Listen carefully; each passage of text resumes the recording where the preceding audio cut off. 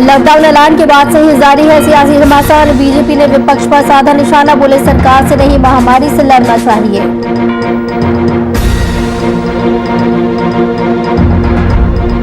Patna DM SP ने की संयुक्त प्रेस कॉन्फ्रेंस, साझा की लॉकडाउन संबंधित जानकारियां, जनता से की गाइडलाइन पालन करने की अपील।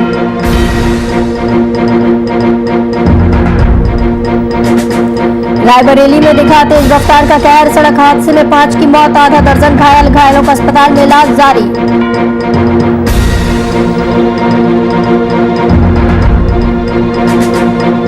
चुनावी रंजिश के चलते जमकर बवाल, समर्थकों के बीच चले लाठी डंडे, मौके पर पहुंची पुलिस ने हालात पर पाया काबू।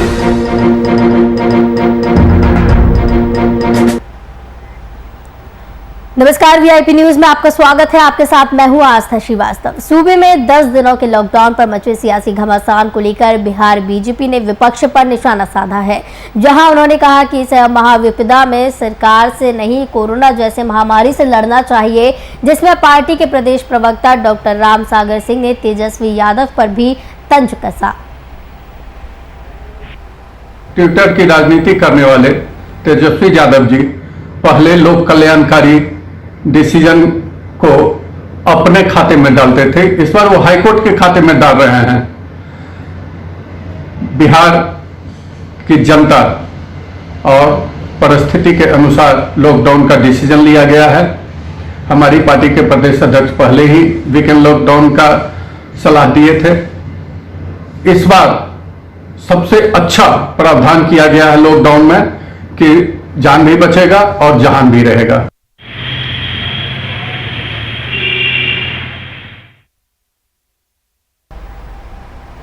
बिहार सरकार द्वारा लॉकडाउन का आदेश जारी होते ही तमाम जिलों के पदाधिकारी प्रेस वार्ता कर मीडिया के माध्यम से जानकारी दे रहे हैं। इसी क्रम में बीते दिन पटना में जिला प्रशासन की ओर से डीएम और एसएसपी ने प्रेस वार्ता आयोजित की। इस दौरान पदाधिकारियों ने लॉकडाउन से संबंधित तमाम जानकारियां साझा की और साथ ही दी जाने वाली रियायतों के बारे में भी बताया।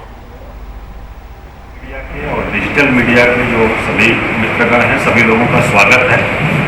आप सभी लोग अवगत हैं कि बिहार राज्य सरकार द्वारा आज एक नया आदेश निर्गत किया गया है, जिसमें कई प्रकार के प्रतिबंध लगाए गए हैं।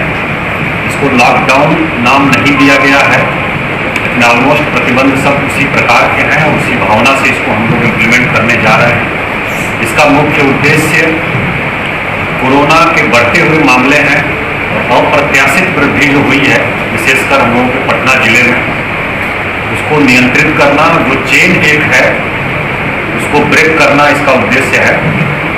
और इसमें सार्वजनिक परिवहन जो एयरपोर्ट, रेलवे स्टेशन इत्यादि से चल रहे हैं वो अलाउड है, लेकिन 50% कैपेसिटी के साथ।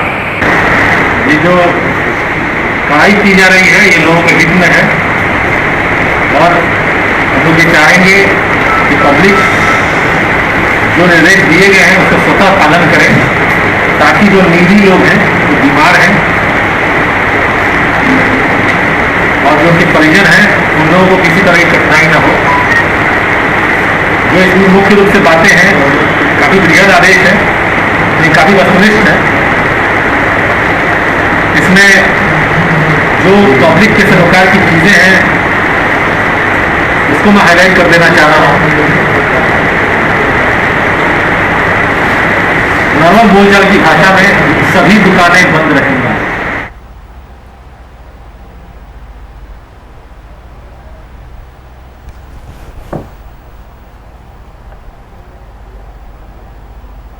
वहीं बिहार में लॉकडाउन की घोषणा होते ही औरंगाबाद जिला प्रशासन भी हरकत में आ गया है। सरकार द्वारा जारी आदेशों के बाद कलेक्ट्रेट परिसर के योजना भवन में डीएम और एसपी ने संयुक्त रूप से प्रेस वार्ता की। इस दौरान पदाधिकारियों ने लॉकडाउन से संबंधित तमाम जानकारियां साझा की और साथ ही दी जाने वाली रियायतों के बारे में भी बताया।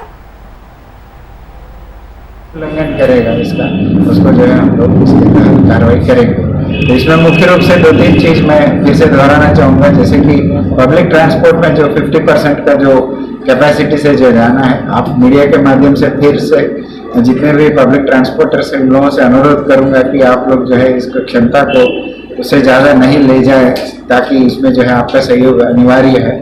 ये एक आपसे हम लोग अनुरोध करते हैं। दूसरा जो है, हम लोग जो स्टैगरिंग की व्यवस्था किया गया था, तो अब तो स्टैगरिंग का ये नहीं है, मगर जहाँ पे भी जो पाबंदी लगाया गया है 7 से 11 बजे तक जितने भी जो है हम लोग का सब्जी मछली और जो मांस वाले हैं, दूध का पीडीएस का दुकान उनका है, उन सभी दुकानदारों से मेरे अनुरोध रहेगा, आप लोग स्ट्रिक्टली आपका टाइम को फिक्स कीजिएगा, फिक्स रहिएगा, उसी हिसाब से आप लोग काम कीजिएगा। उसके अलावा जो भी समय समय पे जैसे भी इश्यूज रहेंगे उसको हम लोग एड्रेस।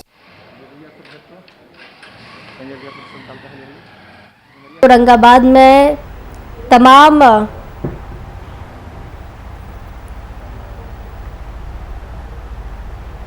कोरोना की बेकाबू रफ्तार को देख राज्य में सरकार के लॉकडाउन के लिए गए फैसले के बाद से सड़कों पर असर देखने को मिल रहा है। हालांकि जारी किए गए गाइडलाइन के मुताबिक सुबह 7 बजे जिला मुख्यालय में जरूरी सामानों के लिए दुकानें खुल गई, तो वहीं रमजान के पाक माह के बावजूद फल से लेकर मछली तक की दुकान पर नहीं के बराबर भीड़ देखने को मिली। सरकार के लॉकडाउन के फैसले के बाद जिलाधिकारी राहुल कुमार ने लोगों से अपील करते हुए कहा है कि जिले में आम लोगों को किसी भी जरूरत की सामानों की दिक्कत नहीं होगी। किसी भी तरह की समस्या पर प्रशासन मदद को तैयार है। तो वहीं एसपी दयाशंकर ने अपील करते हुए बताया कि सभी लोग संयम रखें और घरों में रहें।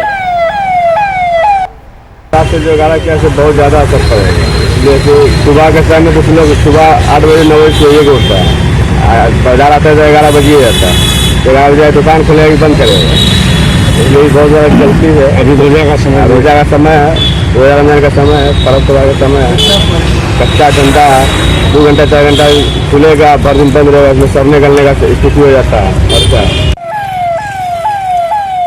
खबर की तमाम जानकारी के लिए हमारे साथ ब्यूरो चीफ रौनक कुमार जुड़ गए हैं। रौनक जी, जिस तरीके से कोरोना के मद्देनजर लॉकडाउन भी लगाया गया है, जरूरी सामान की दुकानें इस दौरान खुली हुई रही, तो क्या कुछ इस दौरान पूर्णिया की अगर बात की जाए तो देखने को मिला? जी आपको बता दें कि जब कल दोपहर बाद राज्य सरकार द्वारा यह निर्णय लिया गया, तो निर्णय के बाद जिले के जो आलाधिकारी हैं, जिलाधिकारी और एसपी के द्वारा एक संयुक्त रूप से प्रेस वार्ता की गई, जिसमें कि सभी अधिकारी, जिले के जितने भी वरीय अधिकारी थे उनके साथ उनकी वार्तालाप हुई और दिशा निर्देश को लेकर जो कोरोना की गाइडलाइन जारी किए गए हैं उनको लेकर के तमाम जानकारियां सबों को साझा की गई। उसके बाद संध्या के बाद से, यानी शाम के बाद से जो सरकार के आदेश है उनके अनुसार जो दुकानों को खुलनी थी जिस समय में, यानी 7 बजे सुबह से लेकर 11 बजे तक जो खाद्य सामग्री की दुकानें हैं उनको खोली गई थी और दुकानें खुली थी लेकिन सड़कें वीरान थी। लोगों में जो भय का माहौल है वो अब भी व्याप्त है। जी। कुछ लोग ऐसे भी हैं जो इस पूरी महामारी को लेकर के अब भी सचेत नहीं है, लेकिन पुलिस जो है वैसे लोगों को जागरूक करने के लिए सड़क पर खड़ी है और जो लोग ऐसे लोग हैं जो बिना मास्क के निकल रहे हैं या फिर जो इस गाइडलाइन का पालन नहीं कर रहे हैं उनके साथ पुलिस उन्हें जागरूक करके पहले तो उन्हें समझाया बुझाया जा रहा है। फिलहाल 2-4 दिन अभी जो हमारी बातचीत हुई है, जिलाधिकारी ने भी जो लोगों से अपील की है उसमें उन्होंने कहा है कि खुद की जागरूकता इसमें सबसे अहम है और अच्छा एक चीज समझनी होगी कि इस महामारी से निपटने के लिए सरकार जितनी भी कोशिश कर ले, जब तक हम खुद जागरूक नहीं होंगे तब तक इस महामारी से बचना संभव नहीं है। दूसरी ओर आपने कहा कि किस तरह के हालात हैं, अभी फिलहाल जो जिला मुख्यालय की सड़कें हैं वो पूरी तरह से वीरान है। गांव की जो सड़कें हैं वो भी लगभग वीरान है क्योंकि सभी जगह पुलिस की तैनाती की गई है। लोगों को घरों से बाहर नहीं निकलने के लिए लगातार पुलिस की गाड़ियों में अनाउंसमेंट कराया जा रहा है कि लोग सुरक्षित रहे, घर में रहे। अगर किसी भी तरह की समस्या आती है तो वो सीधे तौर पर प्रशासन के जो अधिकारी है, कुछ नंबर भी जारी किए गए हैं, उन नंबरों पर उन्हें जानकारी दे और उन्हें उचित सामग्री जो है या सुविधा जो है उपलब्ध कराई जाएगी। जी बिल्कुल, लॉकडाउन का सख्ती से पालन कराया जा रहा है यहाँ पर। और रौनक जी, रमजान का पाक महीना भी चल रहा है, इस दौरान कई लोगों ने रमजान रखे हैं, तो इस दौरान क्या कुछ व्यवस्था उनके लिए की गई है? देखिए, सबसे पहले जो रमजान का महीना है वो पाक महीना माना जाता है और इसमें किसी को परेशानी ना हो इसके लिए जिलाधिकारी ने एक विशेष व्यवस्था की है और उसमें संयुक्त रूप से डीएम और एसपी ने संयुक्त रूप से एक बाजार मुहैया करवाया है जो सुबह 7 बजे से 11 बजे तक जो आम लोगों के लिए सुविधा थी वो तो मुहैया है ही। इन वैसे समुदाय के लिए जो रमजान का पर्व किया हुआ है उनके लिए उन्होंने कहा है कि वो विशेष तौर पर व्यवस्था होगी, लेकिन मंदिर या मस्जिद की जहां तक बात है वहां एक साथ एकजुट होकर के नमाज पढ़ने या फिर अन्य जो पूजा अर्चना होती है उन पर पाबंदी लगा दी गई है। उन्होंने साफ तौर पे कहा है, और यहाँ के जो मुस्लिम समुदाय है उन्होंने भी इस चीज पर अमल किया है कि किसी भी तरह की महामारी अगर फैलती है तो वो सबों के लिए, सामुदायिक सद्भावना को बनाए रखने के लिए दोनों पक्ष के लोग यानी मंदिरों में भी और मस्जिदों में भी जो लोग जाते थे इबादत के लिए वो अब स्वतः घर में ही इस चीज को पूरा करने में लगे हुए। जैसे आपने पहले भी देखा होगा 2020 में रमजान के महीने में इस तरह की पाबंदी लगाई गई थी, तो सबों ने इसका सपोर्ट किया था, सरकार की इस गाइडलाइन का सबों ने समर्थन किया था। वही हाल इस बार भी है।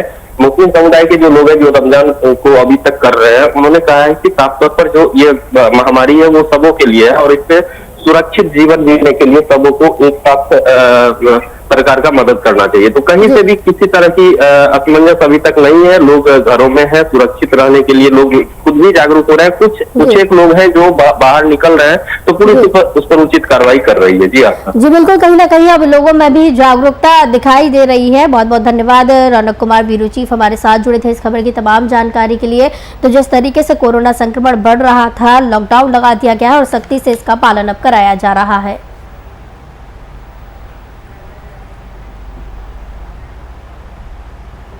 रायबरेली के डलमऊ कोतवाली क्षेत्र में तेज रफ्तार वाहन अनियंत्रित होकर पलट गई, जिससे लोडर सवार 2 व्यक्ति की मौके पर ही मौत हो गई। साथ ही आधा दर्जन लोग घायल हो गए। बता दें कि अभी सभी अंतिम संस्कार कर वापस लौट रहे थे। फिलहाल मौके पर पहुंची पुलिस ने घायलों को लोडर से निकालकर अस्पताल भेज दिया है और आगे की कार्रवाई में जुट गई है।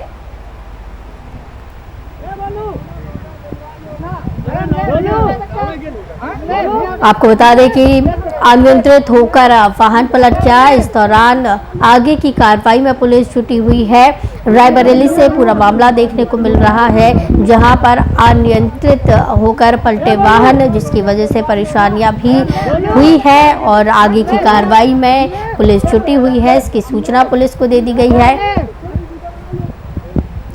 इस खबर की तमाम जानकारी के लिए हमारे साथ संवाददाता असद खान जुड़े हुए हैं। असद, रायबरेली से जो मामला देखने को मिला है, अनियंत्रित होकर वाहन पलटा, इस दौरान तमाम परेशानियों का सामना भी करना पड़ा है। क्या कुछ पूरा मामला है, क्या ताजा जानकारी है इस पूरे मामले की? बिल्कुल, जिस तरह से अनियंत्रित होकर लोडर पलटा है, इसमें मौके पर ही 2 लोगों की मौत हुई है और करीब आधा दर्जन लोग घायल हैं। इस शव को दाह संस्कार कर दलमऊ से वापस आ रहे थे तभी ये हादसा हुआ है जिसमें 2 लोगों की मौत हुई है।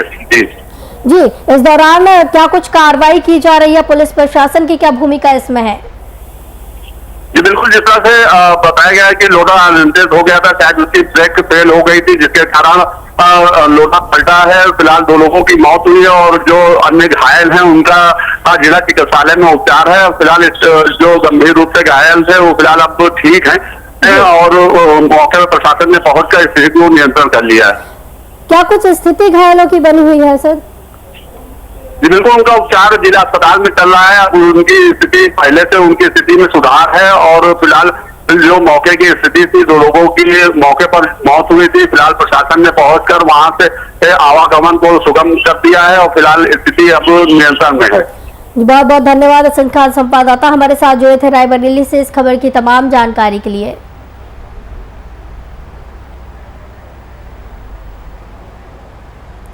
प्रतापगढ़ जनपद में लोगों की लापरवाही कोरोना संक्रमण को खुला न्योता दे रही है। जनपद के सबलगढ़ डेरवा में प्रधान पद चुनाव जीतने पर अफजल अंसारी ने तमाम सरकारी नियमों को ताक पर रखते हुए भारी संख्या में जुलूस निकाला। इस दौरान भारी संख्या में समर्थक जुलूस में शामिल हुए।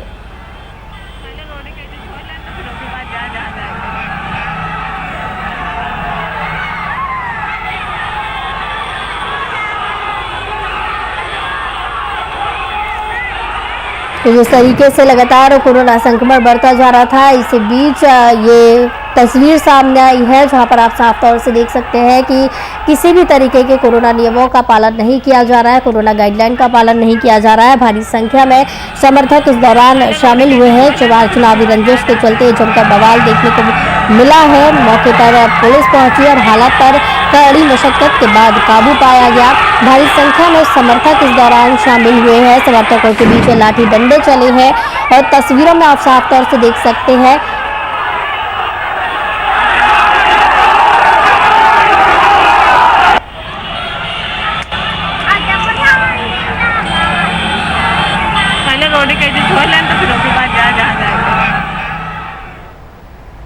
उत्तर प्रदेश में पंचायत चुनावों के बाद कई जगहों पर चुनावी रंजिश के चलते बवाल शुरू हो गया। ताजा मामला रायबरेली के भदोखर थाना क्षेत्र का है, जहां जीते हुए प्रधान के समर्थक द्वारा गांव में जुलूस निकाला गया, जिसका विरोध पूर्व प्रधान ने अपने घर के बाहर किया। विरोध किए जाने के बाद दोनों के समर्थकों के बीच हुए विवाद में जमकर लाठी डंडे चले। इस मामले में पुलिस ने मौके पर पहुंचकर हालात पर काबू पाया और मामले की छानबीन शुरू कर दी।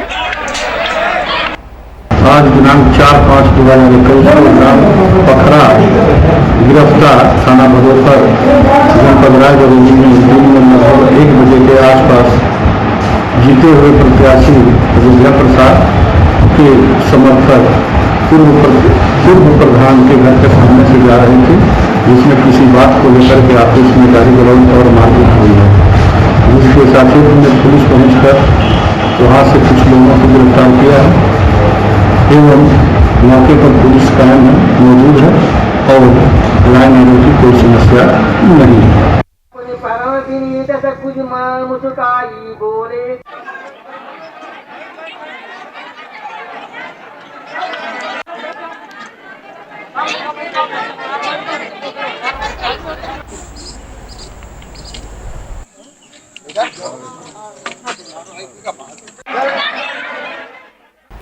शाहजहांपुर में समाजवादी पार्टी के जिलाध्यक्ष तनवीर खान ने सत्ताधारी पार्टी पर धांधली का आरोप लगाया। उनका कहना है कि पंचायत चुनाव में सत्ताधारी पार्टी के नेताओं ने सत्ता का दुरुपयोग कर धांधली की है। इस दौरान शाहजहांपुर में आपको बता दें कि सत्ताधारी पार्टी पर धांधली के आरोप लगाए गए हैं और जिस तरीके से आरोप लगाए जा रही है, सत्ता का दुरुपयोग करने की बात सामने आई है। सत्ता पक्ष के प्रभाव में जिला पंचायत त्रिस्तरीय पंचायत चुनाव में जिला पंचायत समाजवादी पार्टी की भारी संख्या में जीत हो रही है, तो उससे ये भारतीय जनता पार्टी के लोग आ गए हैं और हमारे समाजवादी पार्टी के राष्ट्रीय माननीय अखिलेश यादव जी बढ़ती हुई लोकप्रियता से घबरा रहे हैं, समाजवादी की बढ़ती हुई ताकत से घबरा रहे हैं। सभी सीटों पर समाजवादी पार्टी लगातार बढ़त बनाए हुए है, तो ऐसे कई सीटों पर भारतीय जनता पार्टी और सत्ता पक्ष के दबाव में भारतीय जनता पार्टी के नेताओं ने यहाँ के अधिकारियों से मिलकर धांधली कराई, काउंटिंग में धांधली कराई और यहाँ पर सर्टिफिकेट जो है ये पता चला हम लोगों को, हमारे पार्टी के एमएलसी साहब और पार्टी के हमारे जितने भी जिला प्रशासन में एक चीज जिसको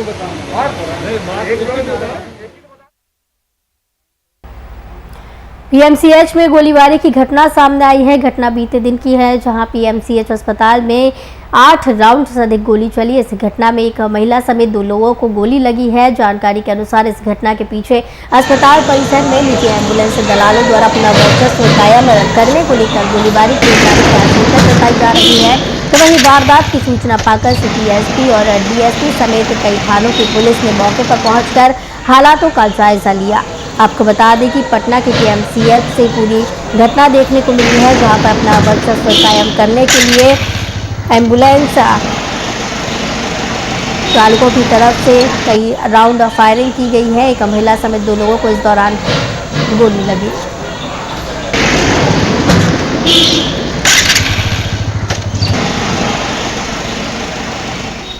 झारखंड स्टेट बार काउंसिल और झारखंड हाईकोर्ट एडवोकेट एसोसिएशन एक दूसरे के आमने सामने आ चुका है। दरअसल पिछले दिनों हाईकोर्ट ने राज्य सरकार के मुख्य सचिव को आदेश दिए थे कि ध्रुवा में बन रहे नए हाई कोर्ट बिल्डिंग में ऑक्सीजन युक्त 30 बेड की व्यवस्था सुनिश्चित कराई जाए, जिससे कि हाईकोर्ट एडवोकेट एसोसिएशन से जुड़े लोगों का कोरोना संक्रमित होने पर इलाज किया जा सके। वहीं इस आदेश का विरोध करते हुए झारखंड स्टेट बार काउंसिल के सदस्य संजय विद्रोही का कहना है कि हाईकोर्ट के इस आदेश से अधिवक्ताओं में आपस में तनाव हो सकता है। साथ ही उन्होंने राज्य सरकार और हाईकोर्ट से आग्रह किया कि इस आदेश को तत्काल निरस्त कर सभी अधिवक्ताओं के इलाज के आदेश जारी किए जाए। बात तो ये कहना चाहूंगा कि झारखंड स्टेट बार काउंसिल प्रयासरत है कि अधिवक्ताओं को पूरे झारखंड में अभी फिलहाल में हेल्थ की सुविधा मिले, उनको खाने की सुविधा मिले, जो कि असिस्टेंस सरकार से मिलने की बात है वो हम लोगों को मिले। पत्राचार भी हम लोगों ने काफी किया। मैं पर्सनल तौर पे झारखंड रांची उपायुक्त को हमने सूचित किया था कि उन्होंने जब ये नोटिस निकाला था कि झारखंड के न्यायिक पदाधिकारियों के लिए और उनके कर्मचारियों के लिए स्पेशल कोविड सेंटर बनाया जा रहा है फलाना फलाना जगह। तो हमने कहा था कि हम अधिवक्ताओं को उसमें क्यों नहीं मिलेगा। कोविड की विभीषिका में निश्चित रूप से अधिवक्ताओं के आर्थिक जीवन पर असर पड़ा है। ऐसे में राज्य सरकार को अधिवक्ताओं के प्रति सजग होना ही चाहिए। राज्य सरकार को एक आर्थिक पैकेज के साथ साथ अधिवक्ता चूंकि कोई सैलरी बेस्ड होते नहीं हैं और 14 महीने से जिस प्रकार से न्यायालय का कार्य धीमी गति से चल रहा है। बिहार में लॉकडाउन का ऐलान हो गया है। सरकार के आदेश जारी होने के बाद समस्तीपुर शहर का नजारा कुछ और ही देखने को मिला। लोगों की तरफ से खरीदारी करने को लेकर शहर में भीड़ उमड़ी, हर तरफ जाम देखने मिला। एम्बुलेंस को बड़ी मुश्किल से रास्ता मिल पाया। कहीं न कहीं प्रशासनिक व्यवस्था भी यहाँ नजर दिखी। तो वहीं शहर की सड़कों का जायजा लिया हमारे संवाददाता केसर खान ने। 5 तारीख से बिहार के अंदर लॉकडाउन होने जा रहा है और लॉकडाउन को लेकर जो समस्तीपुर का सड़कों का जो नजारा है, आप तस्वीरों में देख सकते हैं। लोग जो है अपनी दुकानों के लिए, अपने प्रतिष्ठानों के लिए, अपने जो दुकान है उसके अंदर जो सामान एक्स्ट्रा जो है सामान अपने समस्तीपुर से ले जाकर वहां रखना चाह रहे हैं। कुछ लोग खरीदारी के लिए निकल चुके हैं क्योंकि त्योहार का भी समय है और लगातार जो है समस्तीपुर के अंदर जो सड़कों का जो नजारा है, काफी भीड़ देखने को मिल रहा है। कहीं भी पुलिस की कोई व्यवस्था नहीं देखने को मिल रही। जहां तक बात किया जाए शहर के अंदर वन वे लगा हुआ, मगर कहीं भी पुलिस नदारत है, जिसके कारण जो है लगातार जाम की समस्या समस्तीपुर के अंदर उत्पन्न होती है और पुलिस प्रशासन पूरी तरह से जो है मौन बनी हुई है। कोई देखने वाला, कोई सुनने वाला नहीं है। लगातार जो बताते चले कि शादी ब्याह का भी कार्यक्रम है, लोगों के घर में लगन है और लगन को लेकर भी लोग समस्तीपुर की सड़कों पे उतरे हुए।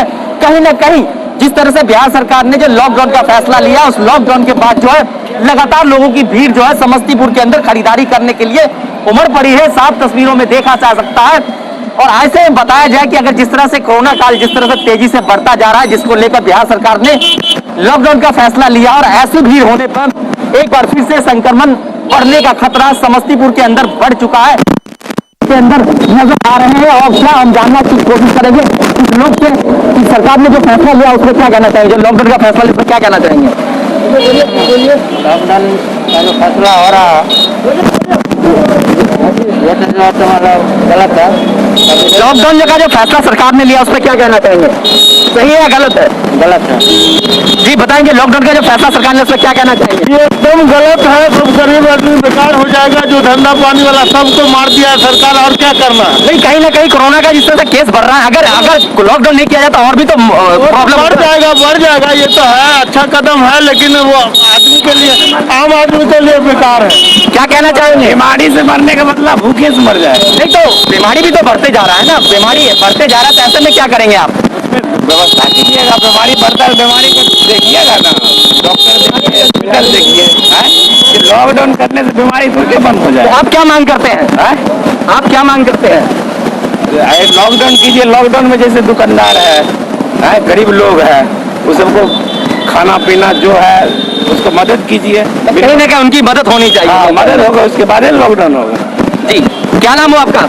एमडी जासिम अंसारी जी। बिल्कुल इनका साफ तौर पर कहना है कि सरकार ने जो फैसला लिया बिल्कुल हम उसके पक्ष में, मगर सरकार को ये सोचना होगा जो आम लोग हैं, जो गरीब लोग हैं, वो इस लॉकडाउन में कैसे अपना जीवन यापन कर पाएंगे। कहीं ना कहीं उनका सवाल भी जायज है। सरकार आप चाहे तो क्या करेगी। सरकार के पीछे भी एक बड़ी बात है कि लगातार केस जो है बिहार के अंदर बढ़ते जा रहा है और सरकार ने जो फैसला लिया है, एक अहम फैसला लिया है। लगातार बैठक के बाद बैठक होने के बाद आखिरकार जो बिहार में सरकार ने फैसला लिया कि 5 मई से जो है बिहार के अंदर लॉकडाउन होगा। वीआईपी न्यूज के लिए समस्तीपुर से केसर खान।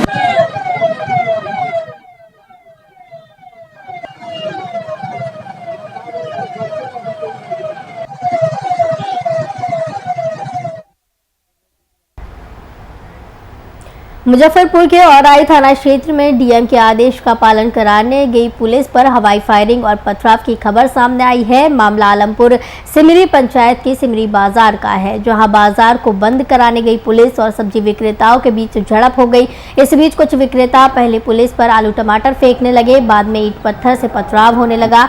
पुलिस ने भी भीड़ बेकाबू होते देख भय पैदा करने के लिए एक राउंड फायरिंग की, जिसके बाद भगदड़ मच गई और लोग सब्जी छोड़ भागने लगे। मौके पर बड़ी संख्या में पुलिस बल पहुंचा और लगातार कैंप किया।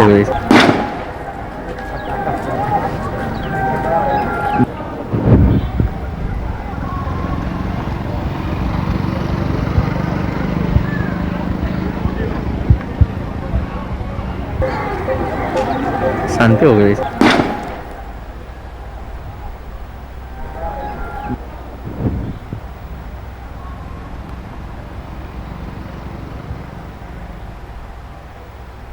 बिहार में जमीनी विवाद को लेकर खूनी संघर्ष की खबरें आमतौर पर देखने को और सुनने को मिलती हैं। ताजा मामला भागलपुर अकबर नगर थाना क्षेत्र के किशनपुर गांव का है, जहां जमीनी विवाद को लेकर हुई मारपीट में एक दंपत्ति गंभीर रूप से घायल हो गया। सूचना पाकर पहुंची पुलिस ने दोनों को रेफरल अस्पताल भेजकर इलाज कराया, तो वहीं पुलिस मामले की छानबीन में जुटी हुई है। जमीन पे फसल देखने के लिए गए थे सर। इसी बीच जो है कमल किशोर ने और ज्ञानी कुमार ने 2 फायरिंग किया सर, और किसी तरह जान बचा के हम घर आए सर। घर जैसे आए सर, उस दवाल छराब के घर में आके कुल्हाड़ी लेके रड लेके और सब वापस सर घर में घुस के, हम ही 2 परिवार थे सर घर में, तो हमको सर रड लेके कपार में मारा सर, कपार भंगिया, कुल्हाड़ी लेके मारा सर, कपार भंगिया सर। अभी अस्पताल आए सर। गरम चले दीवार छुट्टी मार लके दुमाने एकरा के लिए बचा हम अपने पति का खूब मार लके, कुल्हाड़ी चले, ईंटे चले, रड चले, एक किलिया चले, सब कुछ चले, हमने कुछ नहीं कर लिए।